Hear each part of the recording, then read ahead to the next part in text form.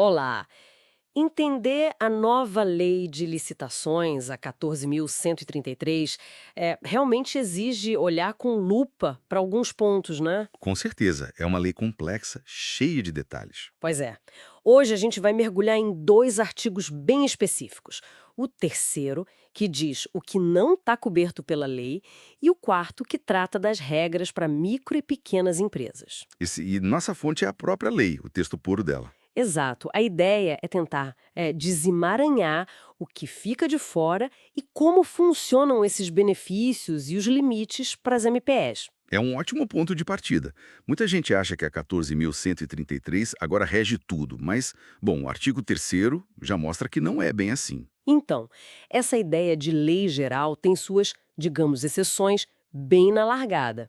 O que exatamente o artigo terceiro tira do caminho? Basicamente, ele aponta duas grandes áreas, né? Primeiro, o inciso 1, ele exclui tudo que for operação de crédito, seja interna ou externa, e também a gestão da dívida pública. Ah, tipo empréstimos, financiamentos. Isso. E também a contratação de agente financeiro, garantias ligadas a isso.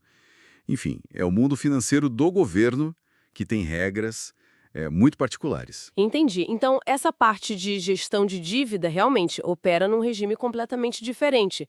Não se mistura com comprar, sei lá, computadores ou contratar uma obra. Exatamente. É outra lógica, outra legislação aplicável. E a segunda categoria de exclusão? Ah, sim.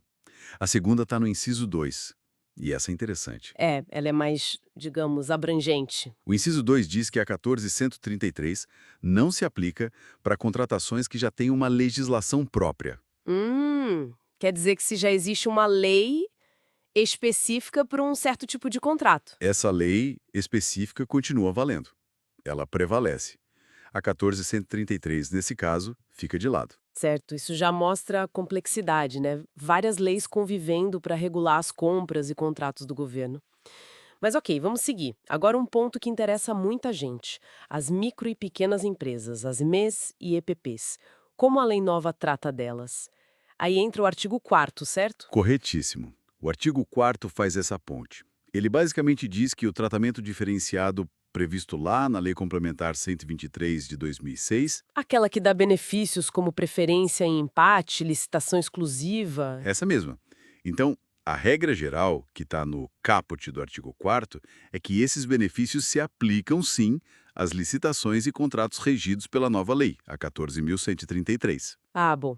Então, em princípio, as MPS continuam com aquelas vantagens competitivas. Em princípio, sim. Mas sempre tem um mais, né? Sabia. O parágrafo primeiro, S1, já começa a colocar uns limites a isso? Exatamente. O parágrafo 1º traz restrições importantes, baseadas no valor estimado do que está sendo licitado. A ideia é, tipo assim, calibrar o benefício. E como funciona essa calibragem? Bom, os benefícios da LC 123 não se aplicam em duas situações principais, segundo o parágrafo 1º. Primeiro, se for um item, um bem ou serviço geral e o valor estimado dele for maior que a receita bruta máxima que uma EPP pode ter. Certo, tem um teto de valor por item. Isso. E segundo, a mesma coisa para obras e serviços de engenharia. Se o valor estimado da obra ou serviço de engenharia for maior que esse mesmo teto de receita bruta da EPP, aí também não tem benefício. Entendi. Então, o tamanho do contrato importa muito. Se for um contrato de valor realmente grande, mesmo que dividido em itens, ou uma obra vultosa, aí a MPE compete de igual para igual, sem o benefício. Faz sentido para manter a competitividade em grandes projetos, talvez. Exato. A lógica parece ser essa: evitar distorções em contratações de grande porte. Mas não para por aí. Tem mais um filtro importante. Hum, qual seria? É o parágrafo 2º.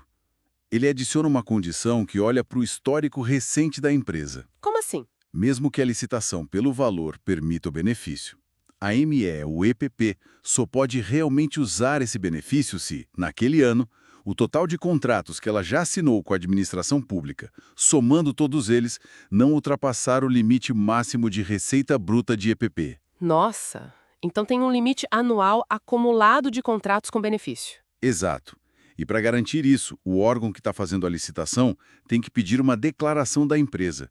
A empresa declara que ainda está abaixo desse limite agregado no ano. Isso exige um controle bem maior, tanto do governo quanto da própria empresa, imagino. A MPE tem que ficar monitorando o quanto já contratou no ano para saber se ainda pode usar o benefício em licitações futuras. Precisamente. É uma tentativa de, digamos, espalhar mais os benefícios, para que não fiquem concentrados em poucas empresas que ganham muitos contratos seguidos com tratamento favorecido. Entendi. E tem a questão dos contratos longos também, né? Como fica para esses? Boa pergunta.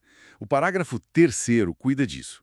Se o contrato tiver uma vigência maior que um ano, para aplicar todos esses limites que a gente falou do parágrafo 1º, o valor do item obra, e o do parágrafo 2º, o limite anual agregado, o que vale é o valor anual do contrato. Ah, inteligente. Evita que um contrato enorme, mas plurianual, escape dos limites só porque o valor total é diluído ao longo dos anos. Pega-se a base anual. Exatamente. É para fechar essa brecha. Bom, então, para a gente amarrar as pontas, o artigo 3º deixa claro que está fora da Lei 14.133, operações de crédito, gestão de dívida e qualquer contrato que já tenha sua própria lei. Certo. E o artigo 4º traz as MPEs para dentro, aplicando os benefícios da Lei Complementar 123, mas com freios importantes. Limites de valor por item ou obra e um limite anual de quanto a empresa já contratou com o governo usando esses benefícios. Isso resume bem. É crucial entender essas regras. Para quem está na gestão pública, é saber quando aplicar a lei geral e quando não. E para as empresas, especialmente as pequenas, é saber onde estão suas oportunidades e quais são as condições, os limites para poder aproveitá-las. Sem dúvida, um conhecimento essencial para navegar nesse universo das licitações. E fica aqui, então, uma provocação final, pensando naquele inciso 2º do artigo 3º. Se ele exclui contratos com legislação própria, que outros grandes sistemas de contratação pública a gente tem no Brasil que funcionam com regras totalmente diferentes? Petrobras, talvez, estatais em geral.